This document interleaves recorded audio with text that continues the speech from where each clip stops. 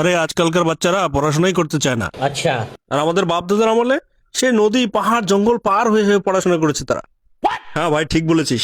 আমার দাদা তো যখন আকাশে বিদ্যুৎ চমকাইতো ওই আলোতেই 2-3 চ্যাপ্টার পড়ে ফেলতো। ভাই আমার দাদা তো রাতে যে বিড়ালের চোখ জ্বলতো ওই আলোতে পড়ালেখা করতো। আর আমার দাদাকে দেখে পুরো এলাকার লোক জ্বলতো, উনি তো সেই আলোতে পড়ালেখা করছে।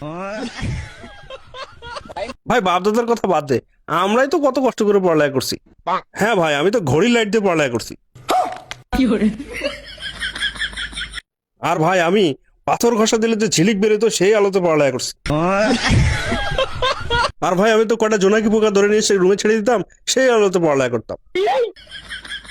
কিন্তু ভাই আমি সবচেয়ে ডেঞ্জারাস ছিলাম।